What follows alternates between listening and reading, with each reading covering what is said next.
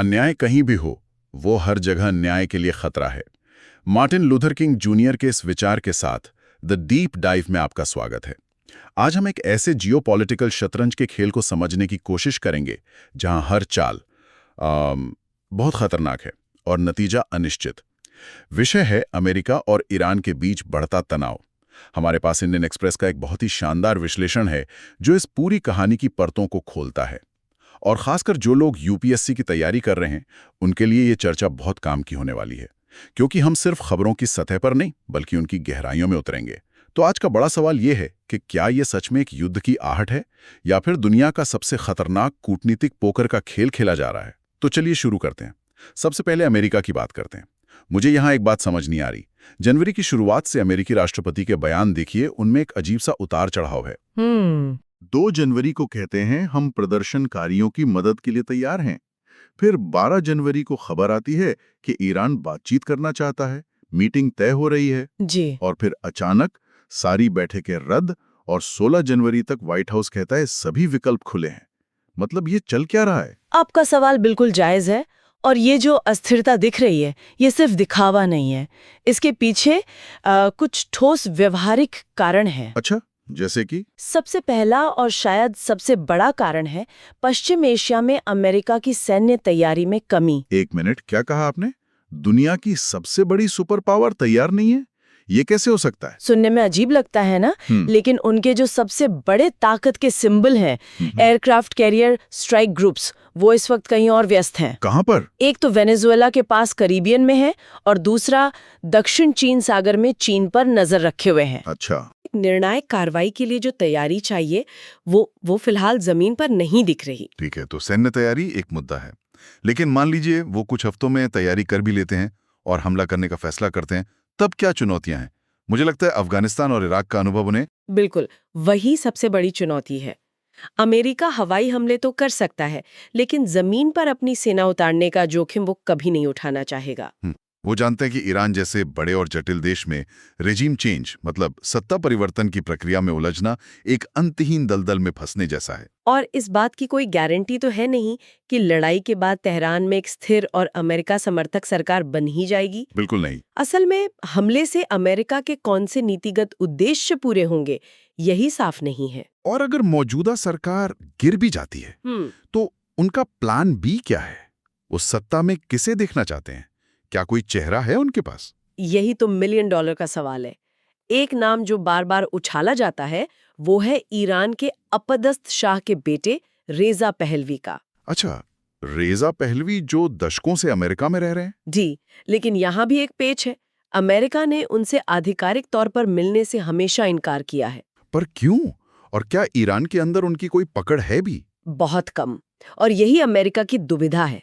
Pahlavi को Iran का मजबूत समर्थन तो हासिल है, लेकिन ईरान में चल रहे प्रदर्शनों का नेतृत्व करने में वो पूरी तरह नाकाम रहे हैं। तो अमेरिका एक ऐसे घोड़े पर दांव कैसे लगा सकता है जो रेस में दौड़ ही नहीं रहा? एग्जैक्टली।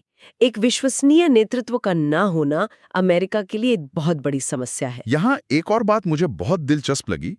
हमें लगता है कि सऊदी अरब और यूएई जैसे देश ईरान के सबसे बड़े दुश्मन हैं। क्या मतलब?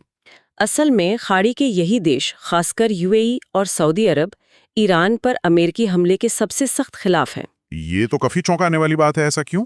क्योंकि उनके लिए आर्थिक स्थिरता किसी भी सैन्य टकराव से कई ज्यादा बड़ी प्राथमिकता है। यूएई को ही लीजिए, वो ईरान का दूसरा सबसे बड़ा व्यापारिक भागीदार है। अच्छा। एक जंग का मतलब है उनके व्यापार और लॉजिस्टिक्स हब दुबई पर सीधा असर। और सऊदी अरब? सऊदी अरब अपने विजन 2030 पर काम कर रहा है।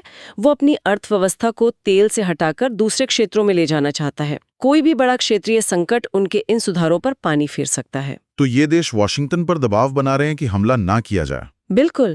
तो इन सभी बाधाओं को देखते हुए सैन्य तैयारी की कमी, जमीनी जंग का खतरा और पड़ोसियों का विरोध, क्या हम ये मान लें कि हमले की संभावना सिर्फ एक गीदड़ भभकी है?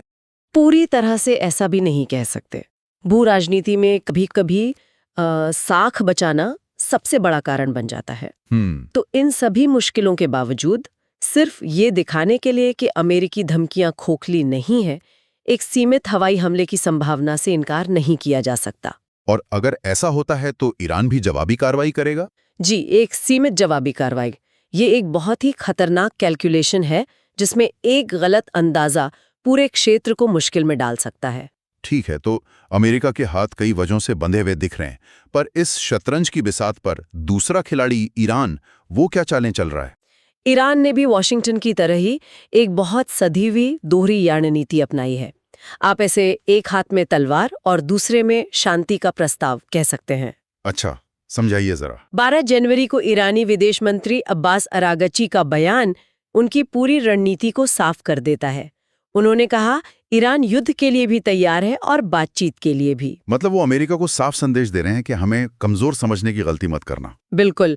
ईरान ने लगातार ये स्पष्ट किया है कि किसी भी अमेरिकी हमले का सीधा जवाब इस क्षेत्र में मौजूद अमेरिकी और इजरायली सैन्य ठिकानों पर हमले से दिया जाएगा। लेकिन इसके साथ साथ वो बातचीत के दरवाजे भी खुले रख रहे हैं। जी बिल्कुल। और इसका सबसे बड़ा सबूत है 10 जनवरी को तेहरान में ओमान के विदेश मंत्री की मेजबानी। ओमान जो हमेशा से एक मध्यस्थ रहा है। हाँ, एक भरोसेमंद मध्यस्थ, एक सीक्रेट पोस्टमैन की तरह।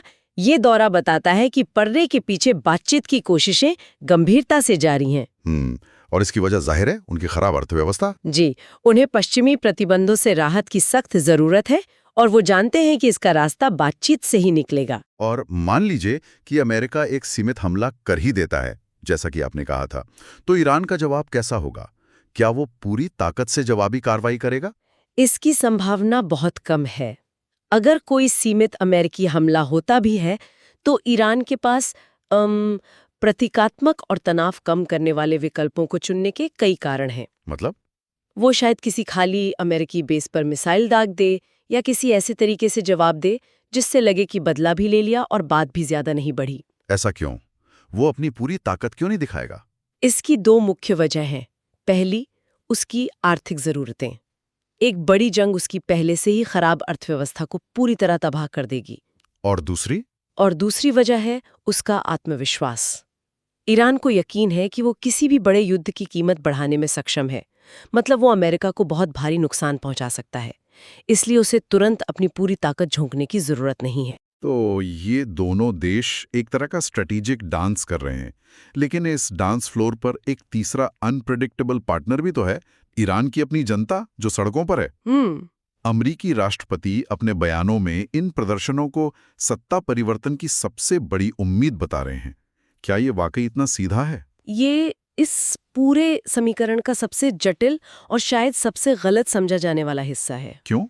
क्योंकि अमेरिकी दृष्टिकोण 2 मुख्य धारणाओं पर आधारित है और दोनों के लिए ही मजबूत सबूत मिलना बहुत मुश्किल है। और वो 2 धारणाएं क्या हैं? पहली धारणा यह है कि प्रदर्शनकारियों का एक बड़ा हिस्सा सिर्फ सुधार नहीं चाहता, बल्कि वो मौजूदा शासन प्रणाली को ही जड़ से उखाड़ फेंकना चाहता है। और दूसरी? और दूसरी, जो इससे भी ज्यादा खतरनाक धारणा है, वो ये कि बाहरी सैन्य कार्यवाही से इन प्रदर्शनों को मदद मिलेगी और वे सफल हो जाएंगे। और आप कह रही हैं कि इन दोनों बातों का कोई ठोस आधार नहीं है, खासकर दूसरी वाली का, कि अमेरिकी बॉम्ब प्रदर्शनकारियों की मदद करेंगे? बिल्कुल।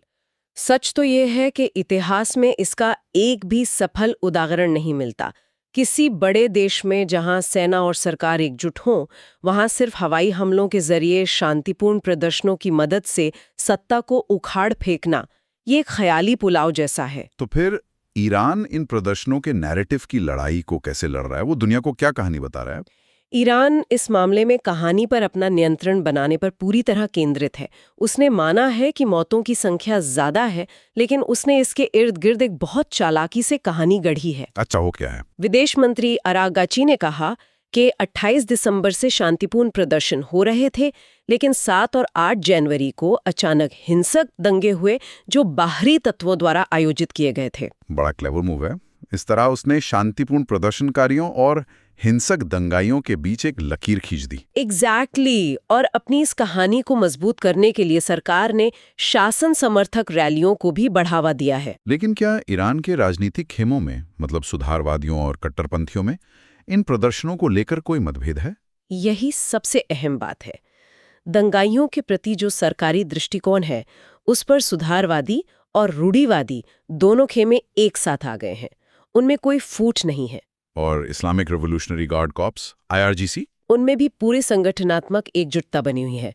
और जब सत्ता के सारे स्तंभ एकजुट हों तो बाहरी दबाव का असर बहुत कम हो जाता है। ये बहुत दिलचस्प है। और एक आखिरी सवाल जो मेरे मन में आ रहा है, क्या प्रदर्शनकारी खुद अमेरिकी हस्तक्षेप को एक मदद के तौर पर देखेंगे? ये कहना बहुत मुश्किल है और यहीं पर इतिहास की समझ काम आती है। हमें ये नहीं भूलना चाहिए कि ईरानी लोगों के पास इतिहास की एक गहरी समझ है। वो 1953 के अमेरिकी ब्रिटिश तख्तापलट को आज तक नहीं भूले हैं। हाँ, जब CIA ने उनके प्रधानमंत्री मोहम्मद मोसद्देक को हटा दिया था। जी, क्योंकि उन्होंने तेल का राष्ट्रीयकरण करने की हिम्मत की थी। उस घटना की याद आज भी ईरान की राजनीति में जिंदा है। गुस्सा सरकार के खिलाफ और भड़केगा या फिर बाहरी हमले के डर से राष्ट्रवाद की भावना जागेगी और लोग सरकार के पीछे लामबंद हो जाएंगे? तो इसका कुल मतलब क्या निकलता है? ये साफ है कि स्थिति जितनी दिखती है उससे कहीं ज्यादा जटिल है। अमेरिका और ईरान दोनों ही एक खतरनाक खेल खेल रहे हैं। बिल्कुल, जहां बयानों और धमकियों के पीछे सैन्य मजबूरियां, आर्थिक जरूरतें और कूटनीतिक रणनीतियां काम कर रही हैं। किसी भी अमेरिकी सैन्य कार्रवाई की सफलता उतनी ही संदिग्ध है जितनी कि इन विरोध प्रदर्शनों की सफलता। जी, घरेलू राजनीति, पड़ोसी देशों की चिंताएं और ऐतिहासिक यादें, ये सब मिलकर इस गतिरोध को बेहद अप्रत्याशित बना देती हैं। जो लोग सिविल सेवा परीक्षाओं, खासकर UPSC की तैयारी कर रहे हैं, उनके लिए इन बारीकियों को समझना बहुत जरूरी है। अंतर्राष्ट्रीय संबंधों पर उत्तर लिखते समय सिर्फ तथ्य लिख देना काफी नहीं होता। सही बात है। यह समझना कि सैन्य बाधाएं, राजनयिक बैक चैनल और ऐतिहासिक चेतना कैसे विदेश नीति को आकार देती हैं, यही एक गहरे विश्लेषण की निशानी है। अगर यह गहन चर्चा आपको उपयोगी लगी तो इसे लाइक करें और हमारे चैनल को सब्सक्राइब करें। आपके कोई सवाल या विचार हों तो कमेंट्स में जरूर बताएं। जाते जाते एक सवाल आपके लिए छोड़ जाते हैं जिस पर जरूर सोचिएगा। जब बाहरी शक्तियां किसी देश के आंतरिक विरोध प्रदर्शनों का समर्थन करने की बात करती हैं, तो क्या वे वास्तव में लोकतंत्र को बढ़ावा दे रही होती हैं या अपने भू राजनीतिक हितों को आगे बढ़ा रही होती हैं, और इसका उन प्रदर्शनकारियों के आंदोलन के भविष्य पर क्या असर पड़ता है?